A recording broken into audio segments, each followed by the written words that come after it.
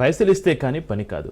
ఇంకా త్వరగా అయిపోవాలంటే పై స్థాయి అధికారుల చేతులు తడపాలి. అసలు ఎలాంటి రిస్క్ లేకుండా పేపర్ వర్క్ స్మూత్గా అయిపోవాలి అంటే మీడియేటర్స్ని అప్రోచ్ అవ్వాలి. ఈ లాజిక్ని పట్టుకుని అక్రమార్కులు అడ్డదారిని సెలెక్ట్ చేసుకుంటున్నారు. ఇదేదో బాగుందని అధికారులు మధ్యవర్తులు లూప్ హోల్స్ క్రియేట్ చేసి అందన కాడికి దండుకుంటున్నారు. సబ్ రిజిస్టర్ కార్యాలయం అధికారుల పేరు చెప్పి దళారులు దస్తావేజీ లేఖర్ల ముసుగులో ₹1000 అక్రమంగా వసూలు చేస్తున్నారు. ఇక్కడ దళారులకు అడిగినంత సమర్పించుకుంటేనే రిజిస్ట్రేషన్లో అవుతాయనే స్థాయికి పరిస్థితి వచ్చిందంటేనే అర్థం చేసుకోవచ్చు వ్యవహారం ఏడి వరకు వచ్చిందోనని. ఇంతకీ ఈ తతంకం అంతా ఎక్కడ జరుగుతుంది? Let's watch the story.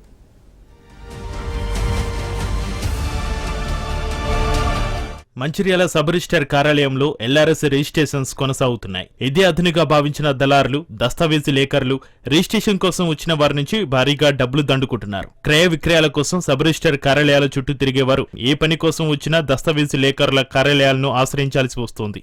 లేఖర్లు వసూలు చేసిన దాంట్లో కార్యాలయ అధికారులు బ్రోకర్లకు వాటా తప్పనిసరిగా ఉంటుంది. దస్తావేజు లేఖర్ల లైసెన్సులు లేకపోవడంతో గత 20 ఏళ్లుగా గట్టిగానే దండుకుంటున్నారు అనడంలో ఎలాంటి అతిశయోక్తి లేదు. ఇక్కడ వీరికి అడిగినంత సమర్పించుకుంటేనే రిజిస్ట్రేషన్లు అవుతున్నాయని బాధితులు అంటున్నారు.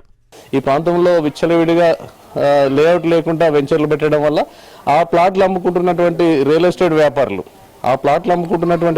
వ్యాపారులు వాళ్ళ దగ్గర ఎల్ఆర్ఎస్ లేకుండా అధికారులు తమ ఇష్టారీతిన అంటే ఎల్ఆర్ఎస్ లేనివి ప్లాట్లు లేఅవుట్ లేనటువంటి ప్లాట్లు రిజిస్ట్రేషన్ చేయొద్దని చెప్పి ప్రభుత్వం చెప్పినప్పటికీ కూడా ఈ యొక్క రిజిస్ట్రేషన్ ఆఫీస్ వాళ్ళు ఎల్ఆర్ఎస్ సంబంధించినటువంటి ఒక్కొక్క ప్లాట్కి సంబంధించి 70,000, 80,000, 1,00,000, 2 లక్షలు కట్టేటువంటి ప్లాట్లకు కూడా వీళ్ళే ప్రభుత్వం వీళ్ళే చట్టం అయినట్టుగా వాళ్ళు 40,000, 50,000 ప్లాట్కు రిజిస్ట్రేషన్ 40,000 తీసుకొని గతంలో మొత్తం కూడా రిజిస్ట్రేషన్లు అనేటివి చేయడం జరిగింది.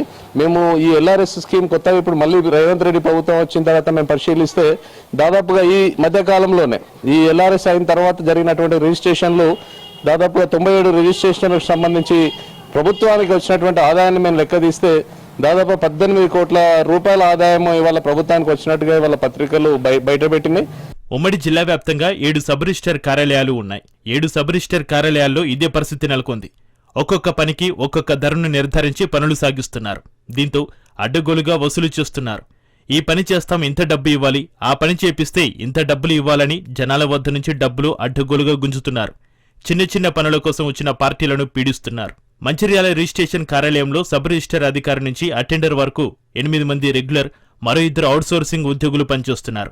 సబ్ రిజిస్టర్ మరో 5 ప్రైవేటు ఉద్యోగులను కార్యాలయంలో అనధికారికంగా నియమించుకున్నారు. వీరితో దస్తావేజీ లేఖర్ల ద్వారా కొన్ని